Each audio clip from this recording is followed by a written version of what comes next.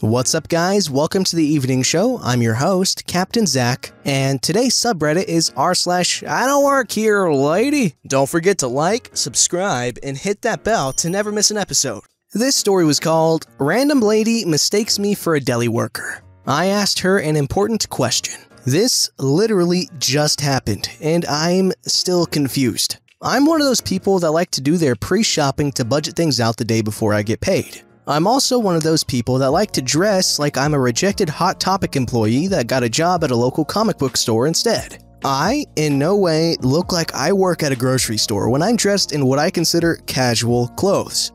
For example, today I'm wearing a gray tank top that says, "Let's get red and white wasted" on it. I'm Canadian and I got it for Canada Day because beer. I'm also wearing blue bootcut jeans, steel-toed shoes, and a Star Wars Empire beanie. There is also my massive Attack on Titan man purse and very visible tattoos. So I was at a stupid store today making a list of what I would need for the week. I had my headphones in listening to some J-pop and metal while I walk around with a calculator and notebook in hand. Budgeting is important, people. I wasn't expecting anyone to bother me today, so I was just bobbing along doing my thing, looking at meats in the deli. I guess the deli wasn't busy, so there wasn't a visible worker anywhere. I didn't mind. I didn't need anyone to help me at that very moment, and they have a call button if they were needed.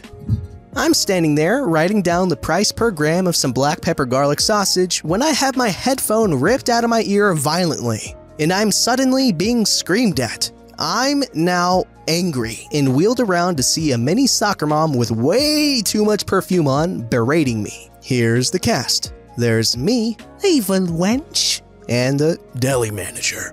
"How dare you ignore me, you little poo! I've been trying to get your attention for 15 minutes! I demand—" Me cutting her off angry. "First off, don't ever touch my headphones. It's beyond rude. Second, what in the bloody heck do you want so bad that you felt it was okay to walk up and assault a stranger in a grocery store?" Evil wench blinking in confusion before doubling down on her stupidity. "What I want is some darn service, and you are the only one here. Go get me some smoked ham now before I call for a manager and get your butt fired." What makes you think you can actually get anyone fired? What makes you think that you are so important that just your say-so can ruin someone's life and take away their paycheck? And what in the hell makes you think I work here? Small background. If you look at some of my post history, ignore my attempts to be deep on shower thoughts, you will see I work in retail at liquor stores. And on behalf of all retail workers, what evil wench said next is just wrong. No, the customer is not always right.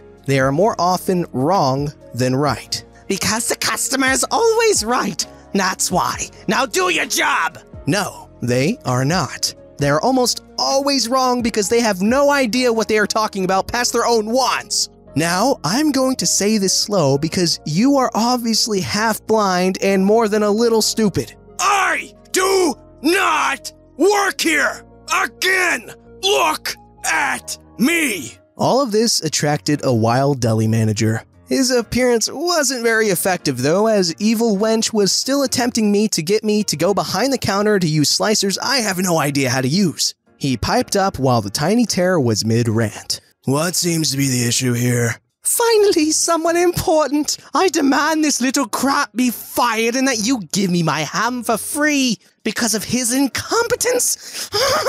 I just stood there, looking annoyed, waiting for what I figured was about to happen, tapping my shoe and looking at the deli manager. "Ma'am, he doesn't work here. He's just shopping like you." I already told her that, but her skull is too thick for it to get through. Yes, I sound rude, but this wench interrupted my music and it was one of my favorite songs. Love me some Claris. Evil wench finally looks at me and really takes in my appearance. You can see that the wheel is turning, but I guess the hamster is dead because she again demands for me to be fired. This time with less conviction, as she's still trying to wrap her brain around how a random nerd is not actually a deli worker and might actually just be another customer. Again, he isn't an employee. I can't fire him, and what's more, I can't just fire someone because one customer said so. That's not how jobs work. Evil Wench sounding much less sure of herself. But the customer's always right. Well, then you are a paradox because you are very much wrong here. I don't work here. I'm shopping. You're lucky I don't call the RESPECT, find out what it means to me, and press charges against you. Next time, don't go up to a stranger, worker or not, and rip out their headphones. And if you want to do everyone a favor before flying off the deep end and actually look around before accosting some random person in selfish indignation. At that, I just walked out and went home. No idea what happened, and honestly, I don't care. I'm going to go mod Skyrim now and have a beer. Thanks for listening. And before people call into question how I talk, as I've noticed that's a thing on my posts, it's just how I am. Take it or leave it. What did you guys think of that story? I honestly thought it was pretty funny how he just didn't take any crap at all right away. He just went off the handle, which is understandable. Alright guys, this story was called, I Don't Work There Anymore. Figure it out yourself or call a store with a competent manager. Once upon a time, way back in the days of yore, I was a young lad seeking my first legitimate employment after high school. Seeing as I had just recently turned 17, early graduate by 2 years, and lived in a rural area, a lot of options were closed to me. Sure, I could work under the table like I always had before, but it was time to start working a real job. So I hopped in my hand-me-down vehicle, drove the 40 minutes into town, and started putting in job applications. One of the places I applied was an arcade. For those of you born after 1995, this was an establishment where you found video games, skee-ball, and games of skill and chance which you could play for a fee. An example could be seen in Season 2 of Stranger Things. I was hired at the arcade by a manager who was about to leave his role as a manager to take a better paying job working in a parts manufacturing plant. He had also trained his replacement to take over for him. Cool, except right after he leaves, replacement gets arrested for simple possession. He ended up losing his job as well. No store manager. The area manager comes in, sees our staff is basically me, a woman who consistently shows up late and does the bare minimum, and a stoner friend of our former replacement manager.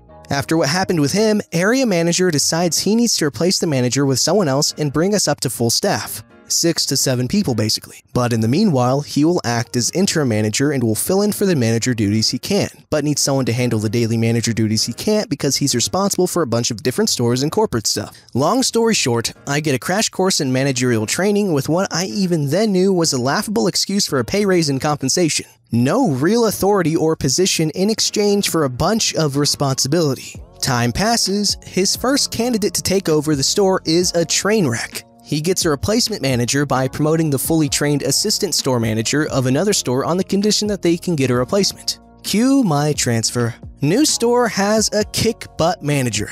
She promotes the younger sister of her former assistant manager to be her new assistant manager. This didn't bother me. The company had a policy against letting people under 18 take management roles, and I didn't want it anyway. After my experience, I was looking forward to less stress and responsibility. The new store manager leaves the store when her husband, Air Force, gets transferred to a new duty station. Assistant store manager is now store manager. They don't name a new assistant store manager, and the new store manager dislikes me. I spend months working there. I sell a birthday party package, something the company wants us to do as much as possible, but that hadn't been done in the store the entire time the assistant store manager had been working there. And apparently no one but me, because we did it all the time at the other store, knew how to do it. One morning, before opening, I'm going through the opening procedures when the assistant store manager and area manager are there. Things come to a head, area manager is there because the store is losing money, assistant store manager accuses me of stealing from the store.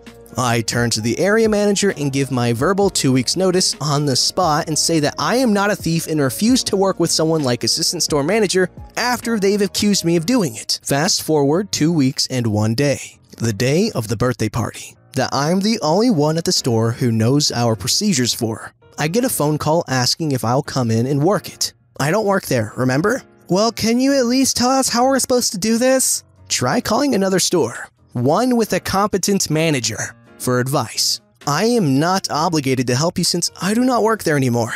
She started to raise her voice, but I hung up and didn't answer her call back. For what it's worth, I found out months later from a former coworker that the store was losing money due to theft. I just had absolutely nothing to do with it, the discovery or any of the fallout. By that time, I was just getting ready to start college. Oh boy, that was a lot of buildup for not a very satisfying ending, if I'm being honest. Well, I'm glad the Redditor is out of that situation. This story was called Not My Dolly to Give Away. I used to be a mail carrier, but as a rural carrier, never mind the fact that most of my delivery area wasn't actually rural, I didn't have to wear a uniform. One day, my boss sent me to the UPS store to pick up the outgoing mail and packages. Since it was around Christmas time, there was quite a bit, so I borrowed a dolly from the store to help load everything onto my truck. After I unloaded my first load onto the truck, a random customer saw my empty dolly and asked if I could use it. I tried explaining that, no, it was not my personal dolly and was not mine to give away since I did not work there. I didn't want to be on the hook in case he ran off with it and didn't want to stand around waiting for him to return it. Not to mention, I still needed it. He did not accept that answer and kept on arguing with me when I tried to explain several times that it wasn't mine to give away. He started following me into the store and yelling about how I was racist for not letting him use the dolly, right in front of staff and other customers. The staff at the store didn't say a word, which kind of really irked me. When I got back to the office, I filled out an official incident report just to cover myself in case he tried reporting me for something stupid. My boss, who was the same race as the angry man, asked me what had happened and I explained. She just said, "People are stupid." While I currently and have always believed that you should call out racism anytime you have the chance, don't just report every instance of inconvenience in your life as racism, because that takes away from actual racism, which exists everywhere. Goodness, it's selfish and stupid. Stop! Alright guys, this story was called Just a White Coat. This happened many years ago and it's safe to relay now and nobody's going to get fired. Here's some backstory. I've just finished university and moved back to my hometown and was thinking about my next career move, but I'm already moving towards IT. I have an older friend who is a senior lecturer in a biology discipline at the main university in the city, but does his research in one of the big hospitals nearby. He asked me if I could write some software for him and his department. No budget, so no pay, but no big deal as it was good for my CV or resume. This was pre-PC days, so there was only one Apple IIe available in his research lab in the hospital for me to use. So, having to use it overnight when no one else was around was normal, and I enjoyed it anyways. Now, my friend, let's call him Dr. T, needed to be there to let me in and supervise and discuss what he needed. They were long days for him, but it wasn't full-time, so no hardship. At the time, he was going through a very bad time with his wife and spent as little time in his house as he could. So on weekends, he would mostly go to the lab and even sleep there sometimes, and I fell into this pattern. The lab is at the top floor of the hospital, and we both smoked, so for a break we'd get to A&E, which was the quickest route, and go outside. We're both wearing white lab coats and Dr. T has his badge too, although I don't require one. The smoke break was over and we walked back in. A nurse grabs Dr. T by the arm and whispers into his ear. He says to me, "Go on, I'll catch you up in a bit," which he does. Anyway, this gets forgotten about and we continue our nights developing software for a few weeks. One night, I go for a smoke on my own. A Saturday may be the busiest night in an emergency room. And as I walk back in, a nurse steps in front of me and says, "Doctor, we're overwhelmed. Can you step in and help us out?" I'm like, what? I'm not a doctor. "Yes, you are. We've seen you with Dr. T in here for weeks and he helps out." "He's not a medical doctor." "Of course he is. Why would he treat patients if he's not medically trained?" "I have no idea. Maybe you should ask him." Looking at my white lab coat, she says, "But it's compulsory working in a research lab. There are lots of very nasty chemicals and biologicals, and why a white coat would provide protection? I have no idea, but there you go." The nurse just says, and off she goes doing the clicky heels thing. When I asked Dr. T what that was about, it turns out a nurse had asked him the same thing a couple of years ago, so he just helped out. She assumed a name badge with doctor in front of the name in a hospital meant medical. Nothing serious, of course, he's just cleaning out cuts and so on. Weekend emergency rooms are busy with trivial injuries. Okay, that story wasn't very crazy, however, that's insanely dangerous. Like, you could get in some serious trouble for that. Like, nurses, please verify that the dude is a medical doctor. Medical professionals in the comments, let me know right now if I'm just being crazy or if that's actually really stupid to do. I feel like the answer's obvious, but I could be wrong. Alright, this story was called, "Sorry, no English, I guess." A recent post reminded me of my own experience as a mild-mannered and polite teenage girl. Down the road from me is a small row of shops, including a Chinese takeaway and fish and chip shop. For context, I am British-born Chinese, born and raised in the UK by Chinese parents. However, I do not work at this takeaway nor am I affiliated with it in any way. I, being a lazy teenager left at home, decided to go buy some food from the fish and chip shop and was waiting for my order when an old man comes in. He picks up his order and turns and sees me. "Oh, I've just been to your shop. I love your noodles." I, a baffled and confused teenager wondering what shop this old man is chatting about. "Do you understand English?" Yeah, I do. "I just been to your shop. Good chow mein. Very yummy." He then leaves with his food, leaving me still baffled and the cashier looking sympathetic. I was both too baffled and polite to come up with any funny or sassy retorts, unfortunately. Quite frankly, I'm still confused why he thought a random underage Chinese girl in a fish and chip shop worked at the takeaway down the street. Enjoy your noodles anyways, confused old man. Okay, so this story is a very, funny example of stereotyping, I guess. Okay, well, it's funny, and the old man wasn't trying to... This is innocent, but funny. Don't forget to like, subscribe, and hit that bell to never miss an episode.